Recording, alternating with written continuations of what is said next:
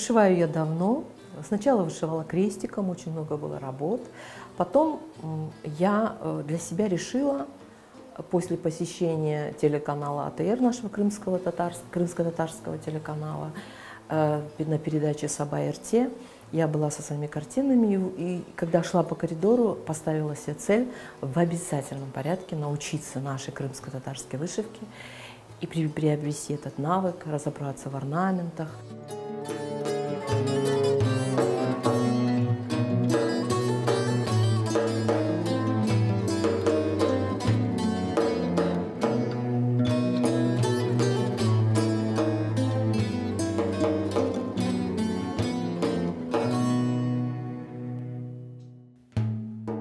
После знакомства с Сервероджа Эбубекировым он мне сказал такую фразу: вот вы копируете старинные изделия, а что вы оставите после себя?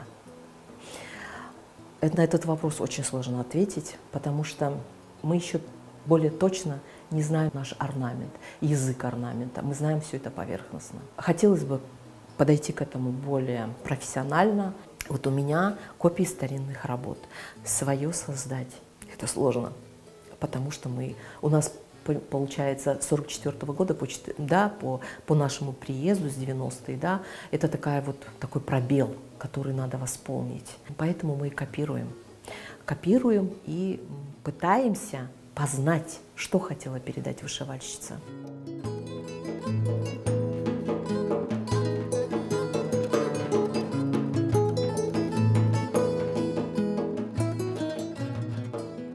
Это Куран моей бабушки, и я создала, просмотрев очень много, ну как их и не очень, конечно, много, но старинные Куран-каплар, и вот создала вот этот орнамент. Вот он мне как-то не то, что вот он мне дорог, он мне близок, дорог, потому что я в него вложила вот именно эту семейную реликвию, вложила, ну, наверное, вот все, чему я научилась. Он означает, ну, самое первое, это о том, что здесь Куран, могущественный, да, это Куран. Два квадрата, которые наложены друг на друга, это два мира, этот и следующий. Дальше идут пожелания для нашего рода. Цифра 3 – это пожелание бессмертия, долголетия. Цифра 4 – это чтобы это было как постоянство, как 4 времени года. То есть зима, весна, лето, осень. И опять по-новому. Вот это вот, чтобы это было циклично. Вот. Сулюк – это здоровье, берекет. Рожки – это защита от сглаза. И цифра 8 – это чтобы к успеху все стремились, достигали чего-то в жизни, были цели, эти цели, естественно, да, к этим целям все шли. Ну и как капля, это как капля возрождения. То есть тут...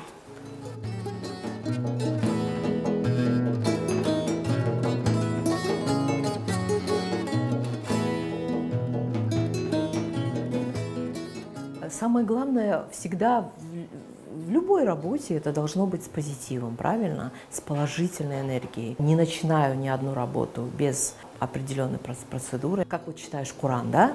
Берешь, прежде чем взять Куран, ты должна соблюсти до этого весь ритуал. Точно так же я отношусь к своим работам.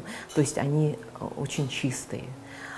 Вот на таком позитиве я всегда работаю. Я когда вышиваю, ну, во-первых, начнем с того, что я это очень люблю делать, очень. И когда берешь иголку в руки и вышиваешь, вот, особенно вот марамалар, это копии старинных работ, это какая-то как магия своего рода, отрешенность, ни о чем не думаешь, опять-таки вкладываешь душу, мечтаешь, планируешь. Мечтаешь о таком своем, девичьем, можно, да, сказать. Ну и о детях, о внуках, о том, чтобы у них все было хорошо, все были живы-здоровы. И вот частица души в каждой работе.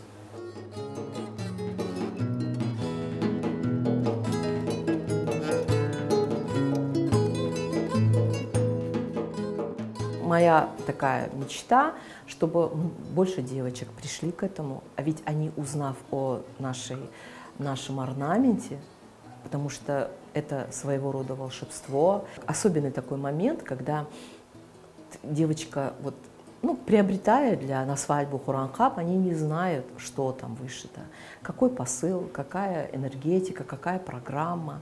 Вот, каждый завиточек, каждый кружочек, каждый цветочек, куда он наклонен, куда он повернут, он несут свой смысл, свое значение имеют. Это особый язык, который бы я вот мечтаю, чтобы узнали очень многие. Мало кто вышивает, очень мало. Я хочу, чтобы девочка, вот у меня внучка растет, да, она уже приходит, она видит меня, что я делаю, что ты делаешь, да, вопросы всегда задает. Вот я мечтаю, чтобы она тоже, я ее непременно обучу к этому искусству.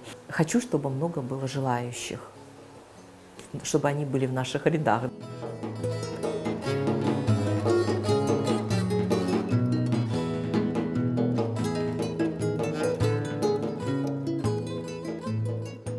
Когда ты изучаешь орнамент, непосредственно ты слышишь 5 столпов ислама, 6 столпов веры, цифра 5, цифра 6, и они передаются в орнаменте.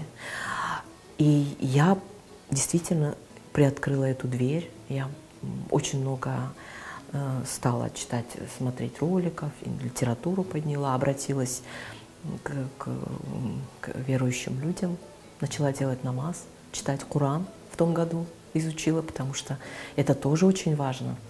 Для меня был вопрос, почему нету Куран-капов? Есть марама, есть там другие изделия, да, платья, а нету Куран-капов. А их и не было, потому что раньше Коран читали, он был всегда открыт.